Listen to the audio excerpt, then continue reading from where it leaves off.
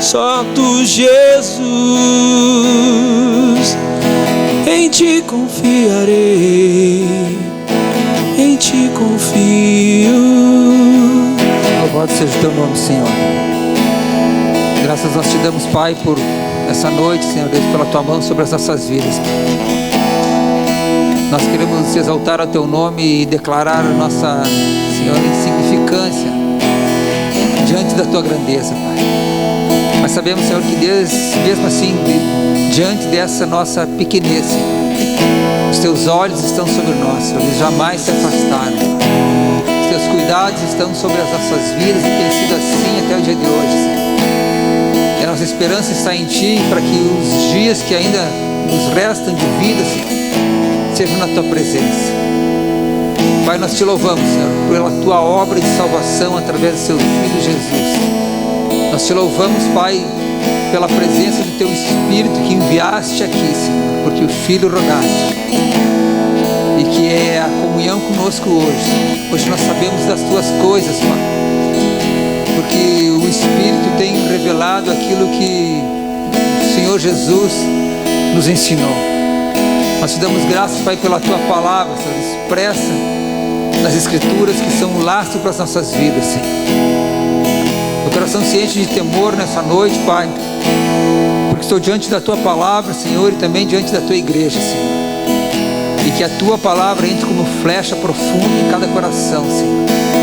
Teu nome seja exaltado aqui através da tua palavra, Senhor. Eu trago o que tenho, Senhor, a minha voz, meu corpo, minha mente, meu espírito, Senhor, diante de ti nessa noite, para ser a ferramenta da tua palavra, da tua instrução, Senhor. Eu louvo ao teu santo nome, Senhor. Eu exalto a tua grandeza, Pai, por tudo aquilo que tu és, Senhor. Muito obrigado, Senhor. Louvado seja o teu nome. Amém. Graças a Deus.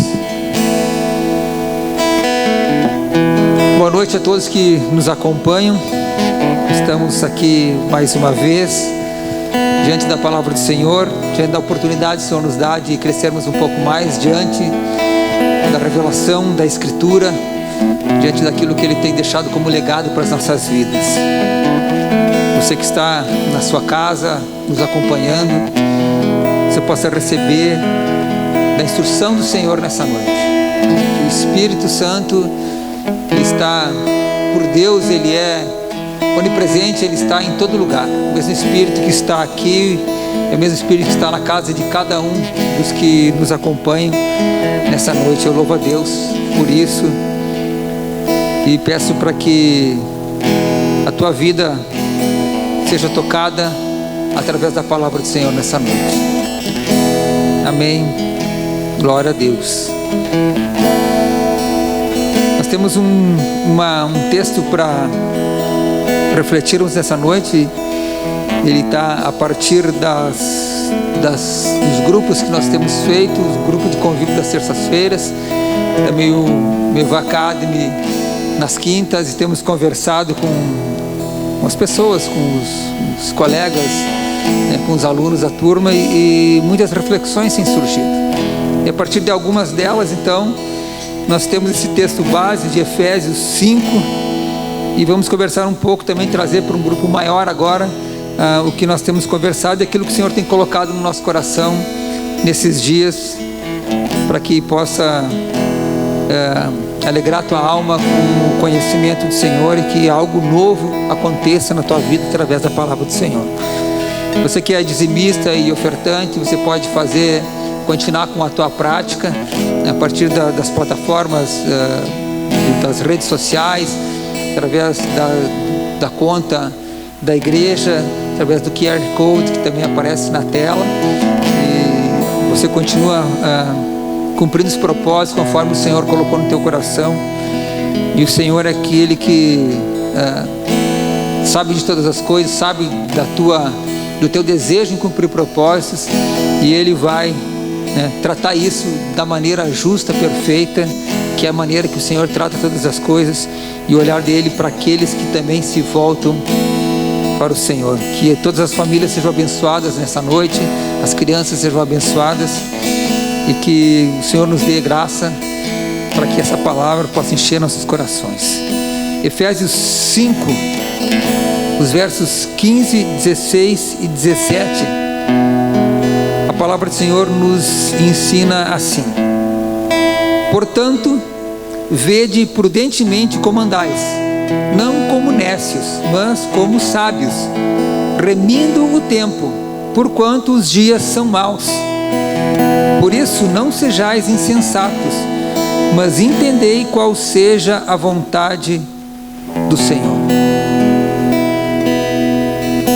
Esse texto nos fala no primeiro versículo que nós lemos: vede prudentemente como andais, não como nécios, mas como sábios. O Senhor traz, através da carta de Paulo aos Efésios, uma instrução para as nossas vidas, que nós precisamos observar como tem sido o nosso proceder, a nossa caminhada, os nossos passos, se há prudência na nossa jornada, na nossa vida. A prudência, ela é prima da sabedoria, conforme diz Provérbios 7:4. E a falta da prudência nos coloca junto com os nécios. Os nécios são aqueles que têm pouco conhecimento sobre as coisas e por vezes são equiparados aos tolos. Portanto, a sabedoria e a tolice, ela tem um divisor, e esse divisor é a prudência. O texto nos fala sobre a prudência nos nossos passos, entendendo que os passos é que constrói a nossa jornada e a nossa caminhada. O nosso caminho, ele é a própria caminhada. Quando Jesus diz eu sou o caminho, a verdade, a vida, ele não é um lugar por onde andemos, mas ele é uma condição de vida que nós optamos. E o caminho é feito de passo após passo, e a prudência, ela deve estar em cada passo que a gente dá. E ainda, esse texto, ele concorda com o texto que nós lemos na ceia, todo primeiro domingo de mês, de 1 Coríntios 11, a partir do verso 28, que diz assim, ó: examine-se, pois, o homem e a si mesmo. Então Paulo escreve aqui, olha, examine os teus passos, examine a tua vida, a tua jornada. Não faça isso uma vez por mês no culto da ceia, mas faça isso durante cada dia, durante cada ação, durante cada movimento que fizeres, durante cada passo que você der. E ainda, a prudência, ela nos antecipa o passo, ela vem ainda antes de darmos o passo, ela nos traz uma instrução. A prudência é aquela que antecipa, né? Antes de que eu faça algo, se eu fizer prudentemente, com diligência, com cuidado, observando, né, eu tenho menos possibilidade de errar. A prudência ainda, ela não está depois, ela não está junto, ela está antes ainda do meu primeiro passo. E é assim que o Senhor nos fala através desse texto: veja prudentemente como tu anda, examine cada passo teu ainda antes de dá-lo. Cada ação tua deve ser movida pela prudência. E quando eu anotava algumas coisas sobre esse texto, eu me lembrava de um acontecimento que eu já comentei alguma vez aqui, mas ele é pertinente também a esse mesmo tema. E certa vez eu saí para fazer uma viagem, e antes de fazer essa viagem eu li um texto bíblico, abri a Bíblia no livro de Provérbios, no capítulo 4, onde falava justamente sobre prudência. E saí para viajar, e no caminho, né, tinha um senhor pedindo carona, dei carona para ele, né, e fui, né, fomos conversando, e eu fui falando para ele sobre prudência, né, fui pregando para ele, né, o texto que eu tinha lido antes de sair de casa. Então, quando nós estávamos chegando ali perto de Pontão, ele ia ficar até em Pontão, eu ia adiante, não me lembro exatamente onde que eu ia. Naquela época, isso já faz alguns anos, já faz algum tempo, né? Ainda na entrada da cidade ainda não era asfaltada. Então tinha uma rua larga, os postes no meio, e havia chovido, né? Tinha dado uma chuva muito forte por aqueles dias ali, e aquela estrada estava uma atoleira. Eu, como estava com pressa no caminho, eu entrei naquele atoleiro numa velocidade um pouco mais rápida, talvez, do que devesse entrar. E o carro começou a sair de lado, e aquele senhor do meu lado, me lembro dele, de chapéu, se segurando, e o carro saiu para um lado, eu puxei, ele saiu para o outro, e tinha um poste no meio da rua. Quando ele foi para a esquerda, né, a direção que o carro ia era em direção ao poste. Eu consegui puxar mais uma vez, tiramos um fino do poste, E aí o carro alinhou e a gente chegou na cidade. Isso era bem na entrada da cidade. Quando nós chegamos na cidade, eu estacionei o carro, aquele senhor desceu um pouco assustado, né? Eu também um pouco assustado. Quando ele fechou a porta e me agradeceu, eu falei para ele: olha, aquela palavra de prudência que eu estava falando para o senhor, não era para o senhor, essa palavra era para mim. Eu havia lido sobre prudência, mas eu não tinha entendido que eu precisava ter prudência. A palavra chegou para mim como somente uma letra morta, porque ela não foi colocada na minha vida naquela prática. Por quê? Por causa da pressa. A pressa às vezes nos torna imprudente. Quando a gente faz alguma coisa, ou procura resolver algo de uma forma muito rápida, damos uma resposta para alguma situação de uma forma muito rápida, de uma forma afoita, nós eliminamos a prudência da nossa vida. A pressa, ela é inimiga da prudência. A ansiedade é inimiga da prudência. É bem verdade que tem algumas pessoas que elas têm uma resposta mais rápida. Algumas pessoas têm por característica, né, têm uma resposta sempre na ponta da língua. Elas já resolvem as coisas de pronto, não esperam muito, não pensam muito. As pessoas com um perfil pragmático são assim. Existem outras pessoas que com um perfil analítico, que elas precisam esperar mais, analisar, avaliar um pouquinho mais antes de dar uma resposta. Algumas pessoas elas respondem baseado na razão, outras baseado na emoção, no sentimento, como os de perfil afável, né? Ou as de perfil expressivo também. Então a gente precisa respeitar e entender a condição de cada um, porque isso é da mente humana, isso é natural de cada pessoa. Cada pessoa tem um jeito de ser, e a gente precisa entender isso também. Mas o ideal é que a gente procure não ser tão incisivo naquilo que a gente, na nossa característica. O ideal é a gente fazer a curva mais ou menos pelo meio, porque se a gente, pelo lado de dentro, se a gente deslizar, a gente ainda tem uma margem para não criar um problema maior, né? Mas a gente sabe que as pessoas, aquelas que respondem mais prontamente, elas têm uma possibilidade de se arrepender maior, quando elas param para avaliar aquilo que elas fizeram. E por outro lado, as pessoas que respondem mais lentamente, elas têm assim também uma possibilidade de perder algumas oportunidades, porque esperaram demais e a oportunidade passou. Por isso que é importante que a gente entenda a condição de cada um, respeite isso também, né? Mas o que esse texto tem a ver, essa fala tem a ver com o texto que nós lemos, né? Isso nos leva a entender algo, né, que está muito claro no texto, que nos fala sobre o tempo das coisas, o tempo da resposta que nós damos, né, frente às situações da vida. E o verso 16 nos diz: remindo o tempo, porquanto os dias são maus. Somente nesse verso 16 tem duas reflexões bem importantes que a gente pode tirar. Uma é que os dias são maus, é uma afirmativa do texto. E outra é que o tempo em que se leva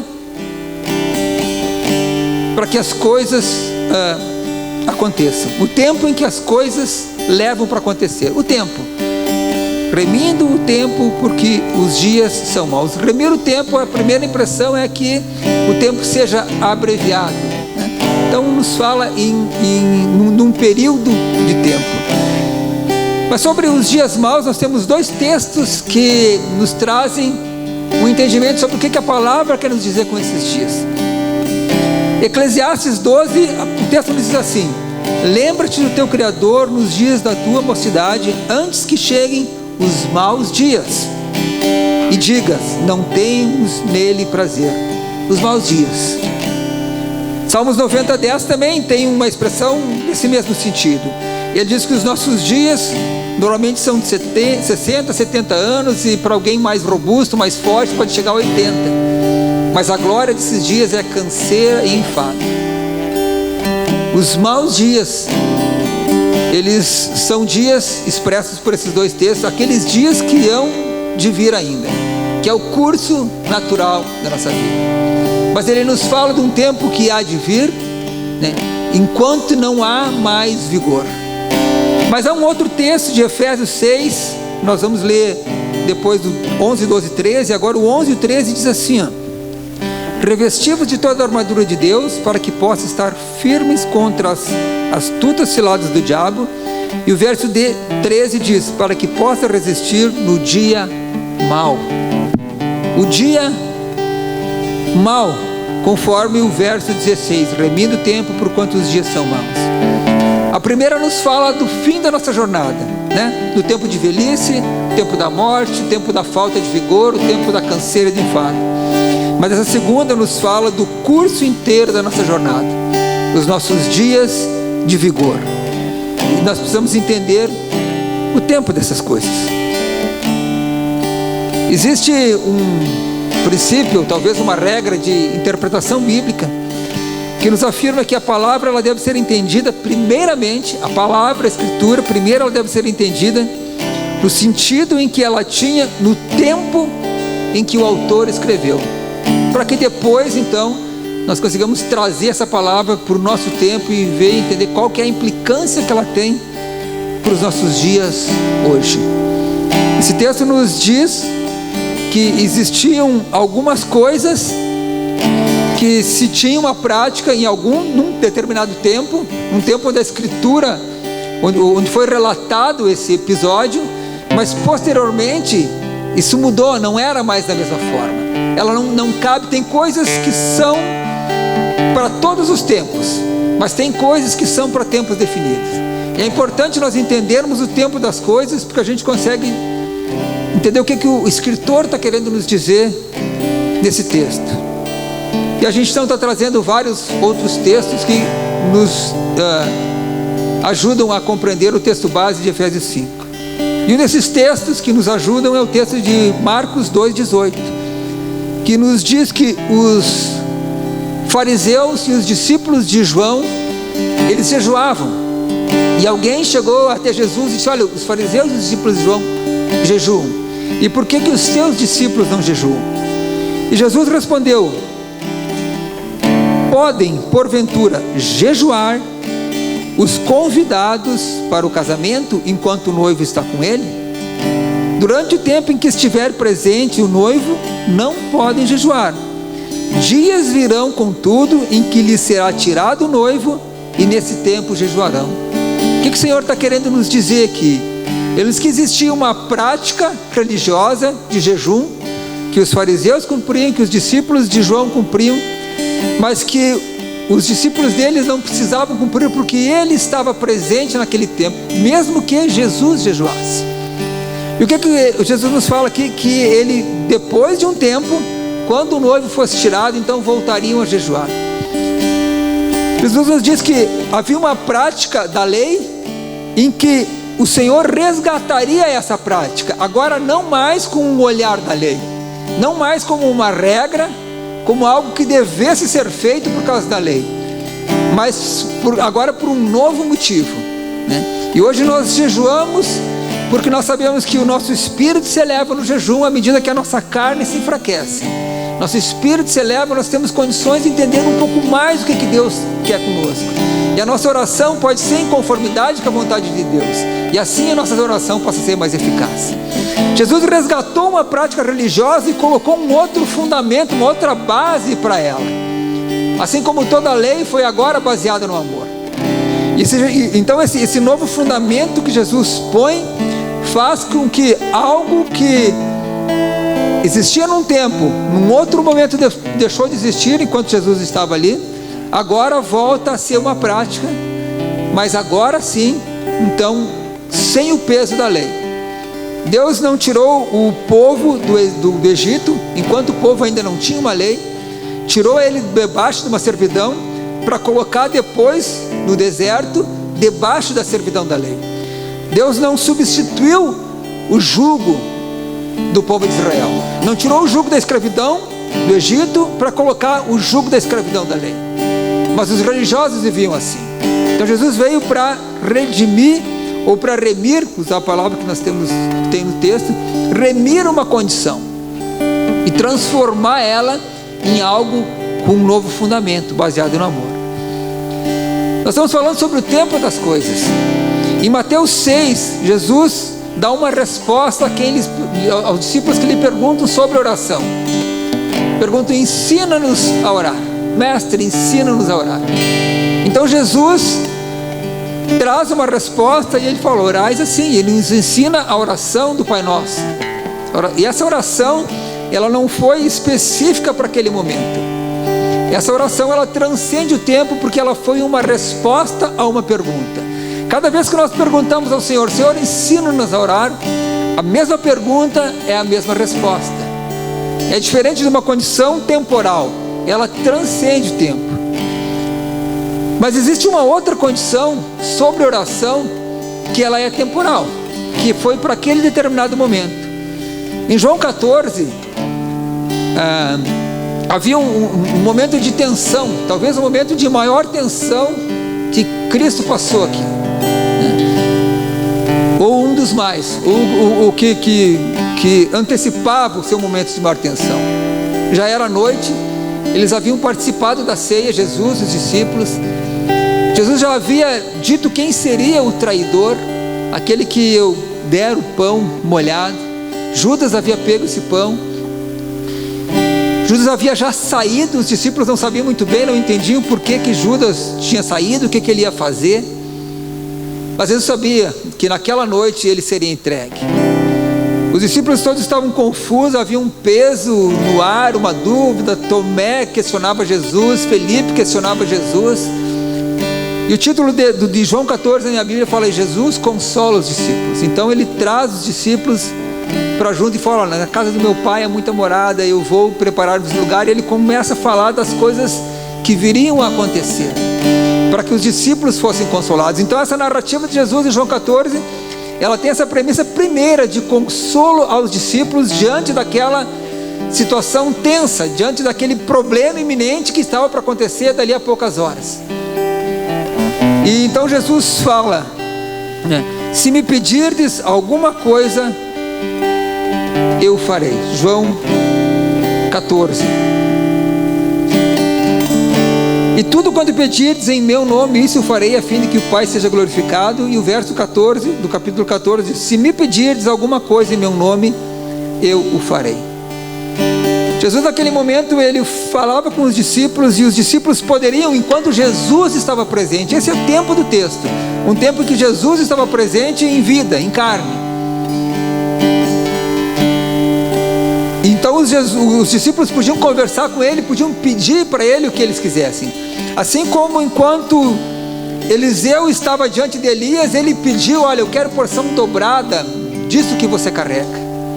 Ele pôde pedir isso porque ele estava presente, ambos estavam ali, contemporâneos, no mesmo tempo, vivendo as mesmas coisas. Assim como também no texto de Lucas 15, no filho pródigo, o filho mais velho, que estava sempre junto com o pai, quando o filho mais moço regressou, o filho mais velho disse: olha, pai, tu nunca me desse um cabrito para mim festejar com os meus amigos. E o pai disse: meu filho, tudo que eu tenho também é teu. Ele sempre teve, porém ele nunca pediu. Ele estava diante do pai, porém nunca pediu. Esse filho. Jesus também, os discípulos estavam diante dele, junto dele, mas não haviam lhe pedido ainda as coisas. E ele fala então, se me pedirdes alguma coisa em meu nome, eu o farei. Nós entendemos que esse texto, ele é um texto específico para aquele momento. O que nós queremos ou podemos entender com isso, sobre o tempo das coisas? Em que a nossa oração, ela precisa ter um formato conforme a palavra nos ensina. A nossa oração, conforme Jesus ensinou, ela é ao Pai. A nossa oração, ela não é ao Filho, e a nossa oração também não é ao Espírito, tampouco ao Espírito. Não encontramos na Bíblia, ao menos até onde eu saiba, nenhum momento de oração ao Espírito Santo. Se nós quisermos honrar a Jesus na nossa oração, nós vamos fazer conforme a palavra dele. E alguém pode dizer: mas qual que é a diferença? Eu orar ao Pai, ou ao Filho, ou ao Espírito Santo, se é o mesmo Deus? A diferença está em que nós precisamos ter um fundamento para as coisas que nós fazemos e para as coisas que nós cremos. Eu não consigo fundamentar nada sem uma base sólida. Se eu mudo a base, se a base da Escritura eu mudo para a minha tradição, para aquilo que eu aprendi com o primeiro pastor quando me converti, para aquilo que os outros fazem, para aquilo que eu vejo todas as igrejas fazendo, se eu tiro a base da Escritura e coloco na tradição, eu corro o risco de comprometer a minha oração. Eu não posso mudar as bases. Nós estávamos fazendo um trabalho nessa semana que passou, e onde o trabalho era na cobertura de um edifício. Nós fizemos uma estruturação que precisava ser parafusada, e o lugar onde nós precisávamos fazer era na área externa do edifício, logo abaixo do teto do prédio. Não tinha como se fazer isso por cima, e não tinha tampouco uma possibilidade de colocar andaimes até aquela altura, mas precisava se criar uma posição, uma base. Normalmente a base se firma nos pés e se faz o parafusamento, mas não tinha base. Era na área externa, os pés não tinham onde se firmar.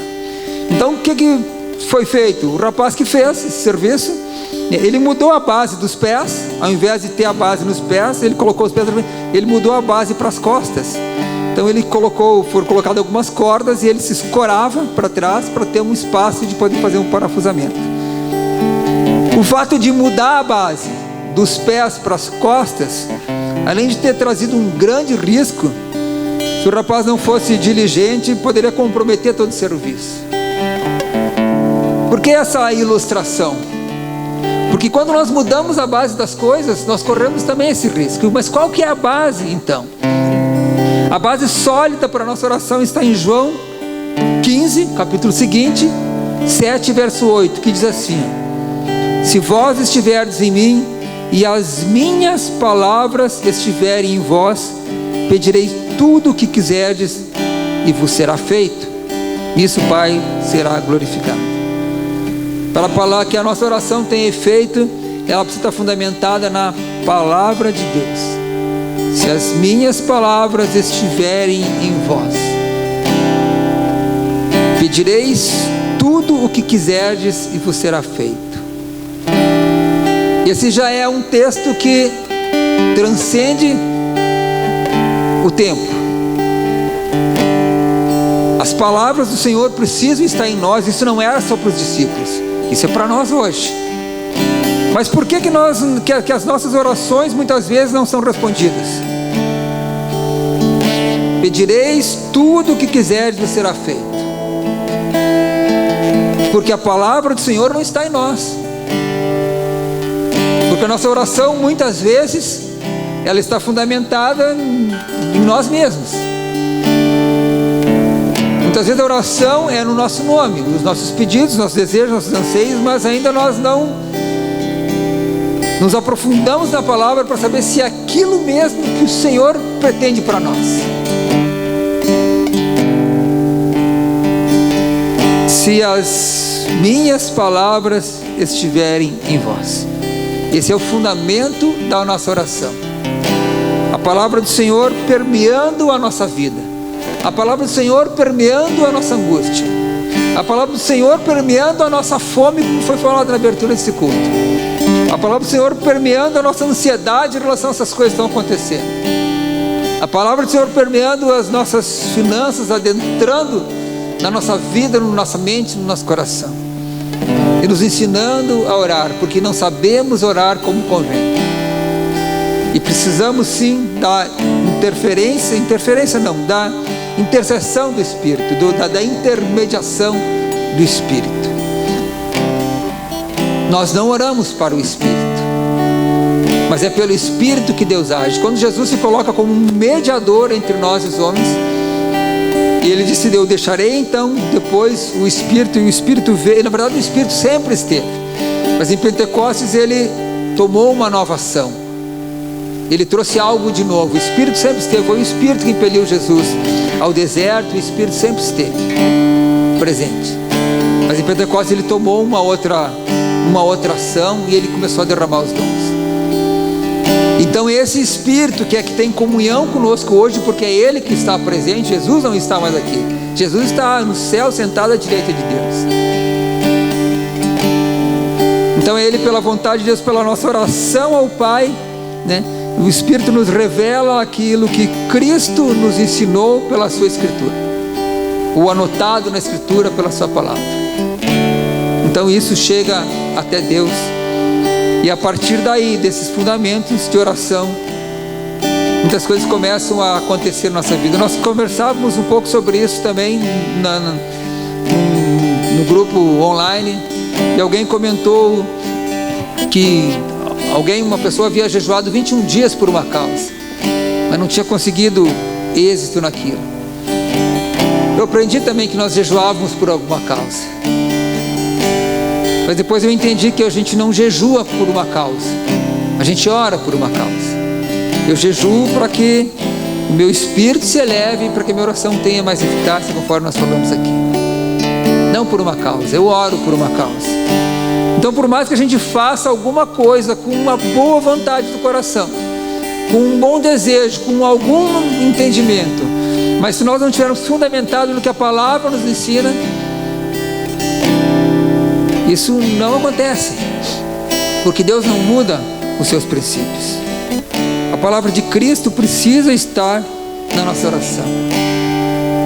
Voltando ao texto de Gálatas, ainda sobre o tempo das coisas, o texto nos diz que nós precisamos remir o tempo. E normalmente nós pensamos nas coisas no seu fim. É importante que a gente olhe para Cristo e anseie pela sua vinda, anseie pelo dia maravilhoso do Senhor, pelo dia que estaremos junto com o Senhor, num lugar onde não haverá choro, não haverá pranto, não haverá ranger de dentes, naquilo que o Senhor promete para aqueles que o amam e amam a sua vinda. Mas isso precisa nos incentivar para a nossa jornada toda. O olhar para o alvo não quer dizer que só o alvo seja, que eu já tenha chegado no alvo. Eu preciso, conforme esse Paulo, prosseguir para o alvo, e isso faz parte da minha jornada, do passo a passo, e esse passo a passo precisa ser com prudência, para que cheguemos a ter sabedoria. Colossenses 4:5, na minha Bíblia, RA, ela diz: quem ler na Almeida RA, vai ler também, aproveitando as oportunidades. Colossenses 4:5. Mas na Almeida Corrigida e Fiel, ela fala em remir o tempo. O mesmo texto, ele tem duas tradições, então ele quer dizer que as duas têm o mesmo significado. Remir o tempo tem o mesmo significado de aproveitar oportunidades. Que oportunidades nós temos tido nesse dia, ou nesses dias, ou nesses tempos de reclusão e distanciamento social, para ser igreja? Como que nós temos sido igreja sem necessariamente precisar vir à igreja? No grupo de quinta-feira do Mevacado, nós nos desafiamos. Nós nos desafiamos a fazer alguma coisa como igreja, mesmo sem poder vir à igreja. E então na aula seguinte, na quinta-feira seguinte, nós conversaríamos sobre aquilo que, enfim, que nós tivéssemos proposto e aceitado como desafio. E foi de muito valor, porque algumas pessoas começaram a contatar outras pessoas, algumas pessoas ali do grupo, começaram a contatar algumas pessoas. Um contatou 10 pessoas que não estavam mais no seu círculo de amizade, que tinham contato, tinha perdido, que não tinha vindo mais na igreja. Outra pessoa resolveu uma questão pessoal, foi lá, se animou e sentiu em Deus de fazer aquilo, resolveu uma questão pessoal. Outra pessoa também resolveu um litígio que tinha também de família, de muito tempo, já marcou um encontro depois que passar essa pandemia, de se encontrarem pessoalmente. Pesos foram sendo tirados das costas, pessoas começaram a conversar com os vizinhos, e se abriu porta de evangelismo onde não tinha antes. Muitas coisas aconteceram. Nós como grupo também promovemos uma ação, e as pessoas promoveram ações isoladamente também. E quando nós trocávamos essas experiências, foi algo gratificante. Mas nós também percebemos uma coisa: nós percebemos que como é difícil a gente fazer alguma coisa além do convencional. Além de ter que ajudar alguém, levar uma cesta básica, ou trazer aqui o alimento para a igreja, para que a igreja distribua, ou evangelizar alguém. A gente não sabe ser igreja sem vir à igreja. Então nós precisamos usar, cada um precisou usar a criatividade, lembrar qual que é o problema, o que eu preciso fazer. Mas nessa semana nós tivemos isso. Então nós nos desafiamos a semana seguinte continuarmos com esse desafio. E chegou na semana seguinte, a alegria não foi a mesma, porque parece que a gente já tinha acabado o nosso repertório. E agora o que a gente vai fazer? Já contatei aquelas 10 pessoas lá, e agora quem mais que eu vou contatar? O que eu vou fazer? Porque a gente não sabe ser igreja. Quando nós atendemos uma igreja numa outra cidade, nós chegamos naquela cidade, já existia um trabalho missionário ali. Nós chegamos, eu, minha esposa, minha filha, para fazer um trabalho pastoral ali. Então a direção da igreja, chegou o pessoal ali de Curitiba também, e para avaliar. A igreja era num fundo de quintal, num estabelecimento atrás de uma outra casa que tinha ali. O pessoal falou: olha, nós vamos fazer o seguinte, fizeram uma reunião, nós vamos entregar a igreja, entregar essa sala, vamos fortalecer os grupos nas casas, e depois, em um novo momento, a gente encontra um outro lugar mais adequado, melhor.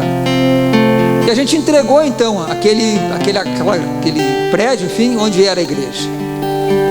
Mas a gente não teve êxito nos grupos, nas casas, porque as pessoas, quando foi lhes tirada a igreja, por assim dizer, o templo, elas perderam a referência.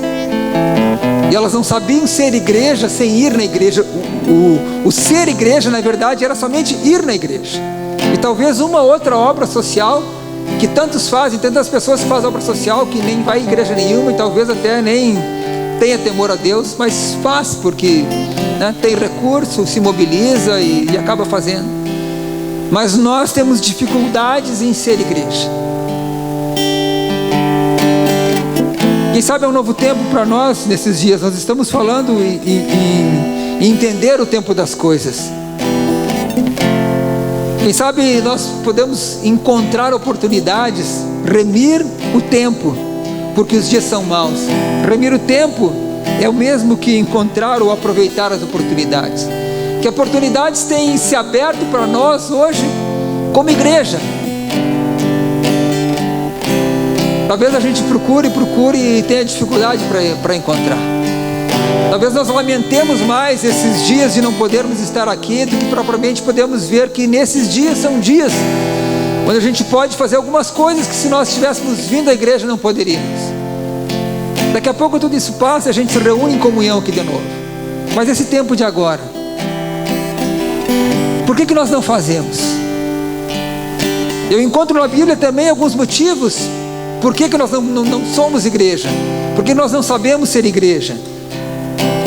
E um deles é a distração. 1 Reis 20:40, a palavra nos fala que um homem, o profeta, chegou e falou para o rei, disse: olha, ele criou uma história ali, ele falou: olha, eu fui alguém que fui designado para cuidar de um prisioneiro. E aí ele diz assim, verso 40: sucedeu, pois, que eu, estando ocupado de uma e de outra parte, o homem fugiu. Ele tinha que cuidar do prisioneiro, mas ele se envolveu com algumas coisas. O texto nos fala: ocupado de uma e de uma outra parte, com outras coisas de menor importância, e aquilo que era importante realmente, ele acabou não fazendo, e o prisioneiro acabou fugindo, se distraiu. Essa é uma das coisas que acontecem conosco nesses dias. A distração, nós invertemos as nossas prioridades. O que é mais importante para nós hoje? E nós olhamos para as coisas secundárias e trazemos ou oferimos a ela um grau de importância que elas não têm. E acabam que as coisas acabam se perdendo. Nós não conseguimos entender as oportunidades porque nós colocamos elas em segundo plano. E uma outra coisa que nós podemos entender também é por que nós não entendemos, não remimos o tempo, não entendemos as oportunidades. Em Efésios 6, nós já lemos Efésios 11, 6, 11 e 13, e agora Efésios 6, 12. O mesmo texto, a mesma sequência, diz assim: porque não temos que lutar contra a carne e o sangue. Para resistirmos aos dias maus, nós não temos que lutar contra a carne e o sangue.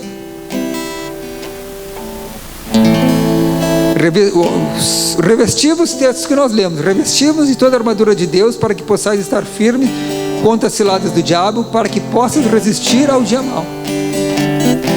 E os versículos seguintes diz: porque não temos que lutar contra a carne e contra o sangue. Se a nossa luta não é contra o sangue, é porque ele não é contra pessoas. O sangue fala de vida. Se ela não é contra a carne, ela não é contra os nossos desejos. A carne representa os desejos da alma aliciando o corpo para conspirar contra o espírito. A nossa luta, diz o texto, não é contra a carne. A nossa luta não é contra os nossos desejos. Se nós acharmos que nós, a partir de um autocontrole, nós conseguimos controlar o nosso desejo e não pecaremos, nós teremos um grande fracasso. Nós vamos pecar. Nós não conseguimos controlar os nossos impulsos. A Bíblia nos fala que esse desejo, que a carne, além de militar contra o espírito, né, seus desejos, eles são diabólicos, são terrenos. Nós não conseguimos, mesmo que a gente se esforce para ter autocontrole, para que na tentativa de resolver os problemas com a força do nosso braço, nós não conseguimos, porque o próprio autocontrole é um fruto do Espírito. Por nós não conseguimos, nós dependemos de Deus até nisso. O texto nos fala que não se coloca remendo novo em roupa velha. Para a carne não tem conserto, não tem como nós dar uma remediada no nosso desejo, o nosso desejo de pecar, ou o nosso desejo de impor a nossa condição, de impor a nossa opinião, de impor, enfim, aquilo que a gente acredita, indiferente do que outras pessoas possam entender. Não, é isso que eu penso e é assim. É difícil nós, na verdade é impossível nós resistirmos a isso, porque isso tudo é da carne, isso tudo é natural em nós, e a única solução para a carne é a morte. A roupa velha precisa ser jogada fora e precisam ser trazidas novas vestes. Não tem conserto para a nossa carne, não tem a força do nosso braço ou a nossa vontade própria que nos faça a gente entender as oportunidades que o Senhor nos coloca para ser igreja. Porque a igreja é uma instituição espiritual. A igreja é algo que vem dos céus e é do Senhor. O Senhor não precisa de nada da nossa carne. O Senhor não precisa de nada da nossa vontade, do nosso desejo para que a igreja se estabeleça. O Senhor precisa que nós entendemos que todas as oportunidades que o Senhor nos dá é através dEle, e através da palavra dEle nós podemos conseguir algum êxito nas nossas vidas. Isso nos leva a uma condição de total dependência do Senhor. Então, de tudo isso que nós temos falado aqui, procurado entender nessa noite sobre o tempo das coisas, sobre a remissão dos tempos, né? Sobre os dias maus, tudo isso nós podemos resumir no versículo 17, que nos diz assim, ó: por isso, não sejais insensatos, mas entendei qual seja a vontade do Senhor. Tudo está no Senhor, tudo está na sua palavra. Tudo já está anotado desde sempre na sua palavra. Também um outro princípio ou conceito ou regra de leitura e conhecimento da Bíblia nos diz que o propósito primário da Bíblia é mudar as nossas vidas e não aumentar o nosso conhecimento. De tudo isso que foi falado aqui essa noite, nós estamos concluindo. De tudo isso que foi falado aqui, que foi trazido à luz da Escritura, precisa promover em nós alguma mudança. O conhecimento tão somente não é suficiente para que algo aconteça na nossa vida. Nós Nós erramos e pecamos por falta de conhecimento. Mas o conhecimento, ele precisa gerar uma ação nas nossas vidas. Para ser igreja, nós precisamos entender que a nossa oração, ela precisa estar em conformidade com a palavra do Senhor. E que as oportunidades, elas estão diante de nós. Mas elas não são feitas ou não serão, não produzirão nada somente com a nossa envolvimento, com o nosso desejo, com a nossa vontade, com a tentativa de não pecarmos, mas sim quando nós nos submetemos à vontade do Senhor. E aí então a sabedoria começa a brotar nas nossas vidas. O primeiro passo é a prudência, é antever a nossa jornada, até que a gente encontre sabedoria. O temor do Senhor é o princípio da sabedoria. O temor do Senhor enche os nossos corações. Que a palavra de prudência seja algo que nos acompanhe na nossa jornada. E que a sabedoria do Senhor venha sobre nós e nos faça entender o que Ele quer das nossas vidas. Para que a nossa oração possa ter valor. Para que a nossa oração não seja palavras perdidas, não seja somente choros ou amarguras ou lamentações. Mas que sejam palavras que demonstrem a nossa fé. Eu falo porque eu creio, e eu creio porque está na palavra. Esse é o que sustenta a nossa fé. Assim, certamente, nós teremos respostas às nossas orações. Assim, certamente, nós conseguiremos ser mais igreja do que temos sido até esses dias. As oportunidades, elas estão abertas para todos nós. Louvado seja o nome do Senhor. Vamos orar. Deus da glória, santo e maravilhoso, nós te louvamos, Senhor, pela tua palavra, pela tua instrução, pelo poder que há nela, Senhor. A palavra não é somente uma instrução, mas é uma instrução que nos impulsiona para uma ação. E essa ação, sim, vai fazer com que o teu reino se movimente. Pai, nós queremos ser igreja, Senhor.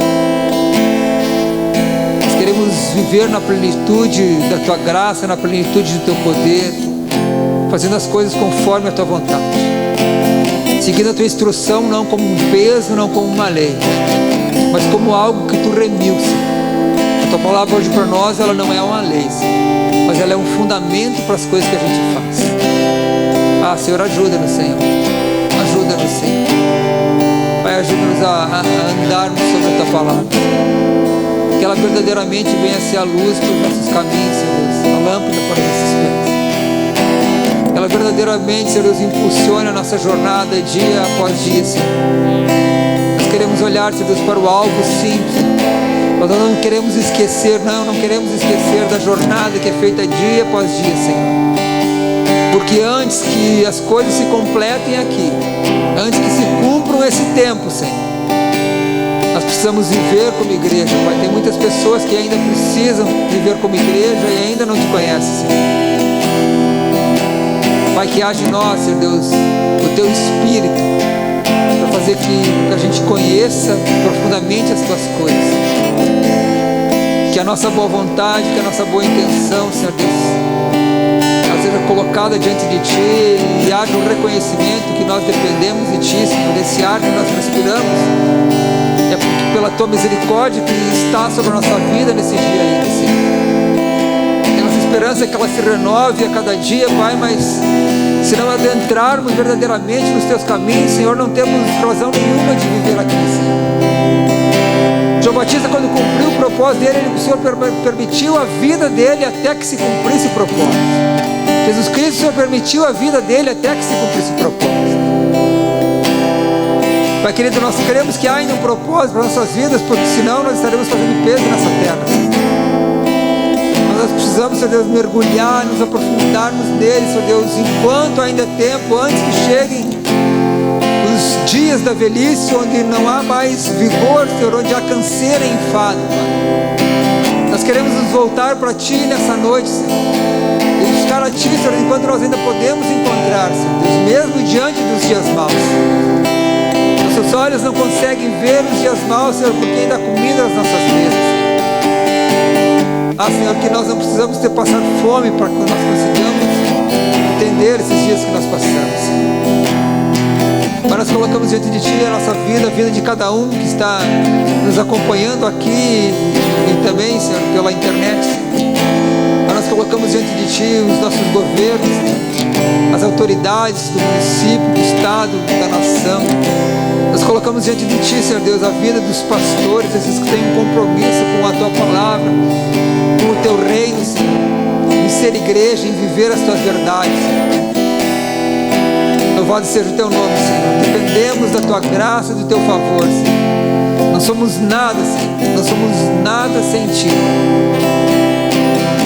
Ajuda-nos, Senhor. Ajuda-nos a entrar naquilo, Pai, que Tu tem já escrito para as nossas vidas, Senhor. A nossa esperança está em Ti. Nós Te agradecemos, Senhor Jesus. Te agradecemos porque Tu nos deste livre acesso ao Pai. Tu nos ensinaste que a nossa oração, as nossas petições, a soberania é do Pai. Mas também Tu nos deste a liberdade de falar contigo.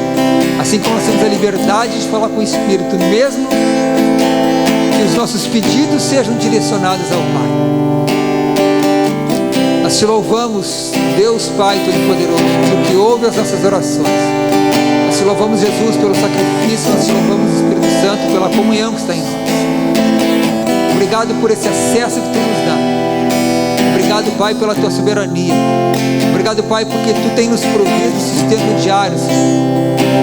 Obrigado, Pai, porque é Tu aquele quem reconhece e sonda os nossos corações para derramar a Tua misericórdia e o Teu perdão sobre nós.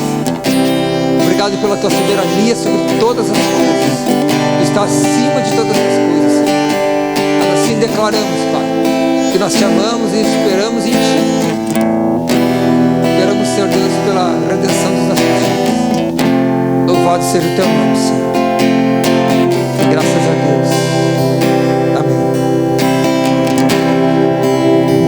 Não quero ir por atalhos, quero seguir o caminho que Tu preparastes para mim, Senhor.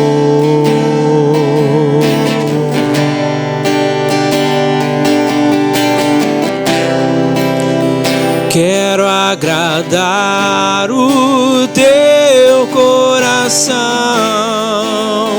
Te obedecer é sempre o melhor.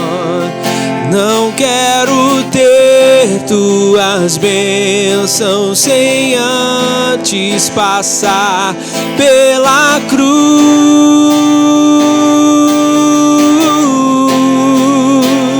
Eu vou passar pela cruz, me quebrantar, passar pela cruz e me arrepender.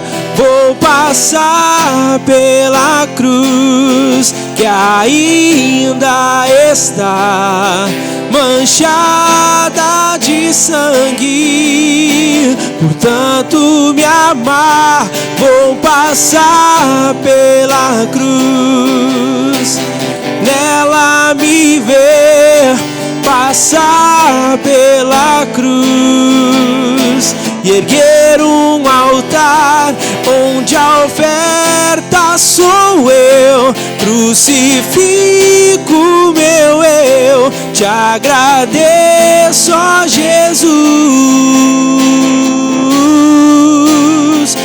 pela cruz,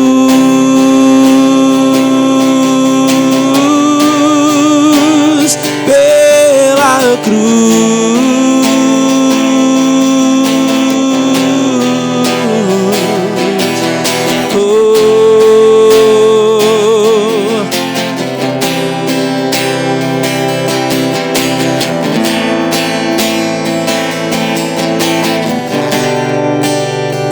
Eu vou vou passar pela cruz, me quebrantar, vou passar pela cruz e me arrepender, vou passar pela cruz que ainda está manchada de sangue. Portanto, me amar, vou passar pela cruz, nela me ver, passar pela cruz, erguer um altar onde a oferta sou eu. Crucifico meu eu, te agradeço, ó Jesus, pela cruz. Louvado seja Deus. Irmãos, a fé cristã, ela tem em Cristo o centro.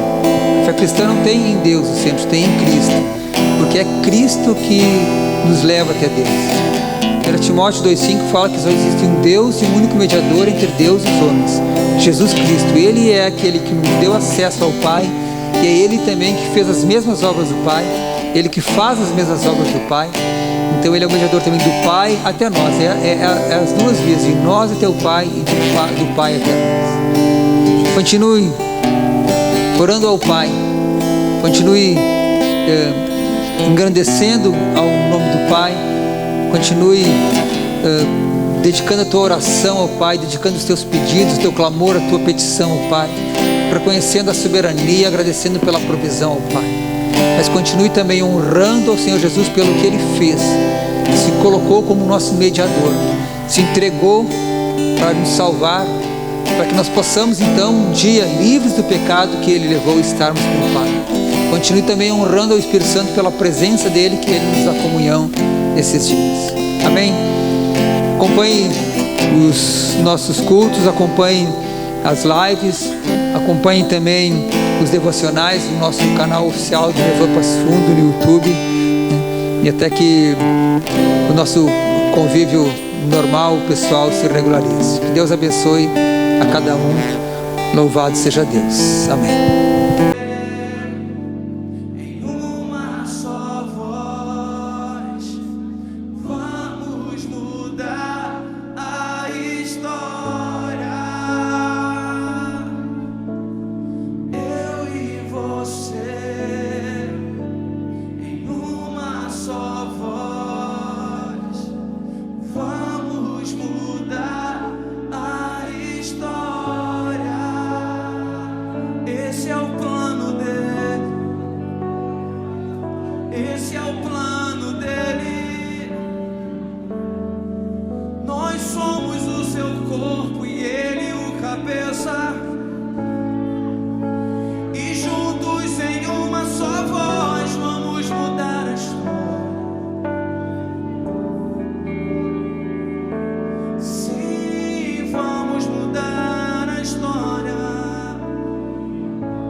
Declare isso pro teu Deus, declare para Ele.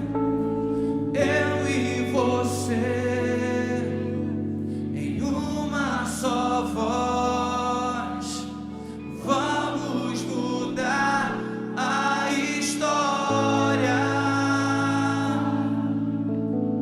Eu e você em uma só voz vamos mudar a história.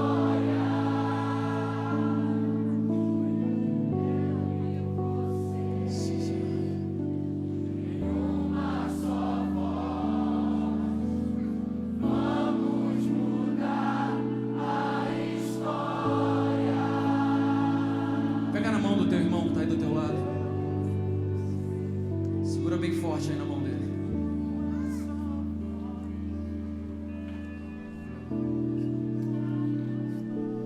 Quando nós estamos conectados através de Cristo, estamos conectados ao Pai. Entendemos que somos um só com Ele. Em nós flui a voz do Senhor. mas também aqui na terra, em unidade com os nossos irmãos, em uma só voz, nós avançamos com o reino de Deus e mudamos os ambientes onde nós vivemos. Você e esse querido irmão e essa querida irmã que está aí do teu lado, vocês juntos podem mudar a história da nação brasileira. Juntos clamamos pelo Brasil, dizendo: perdoa-nos, Pai. Perdoa-nos o tempo em que estivemos disputando um com os outros. Perdoa-nos o tempo em que estivemos preocupados com as nossas placas denominacionais. Perdoa-nos o tempo em que ficamos vendo quem é que tem mais unção do que o outro, quem é que tem a composição, a canção mais bonita. Não, nós não somos competidores, nós somos companheiros no reino de Deus. E nós vamos avançar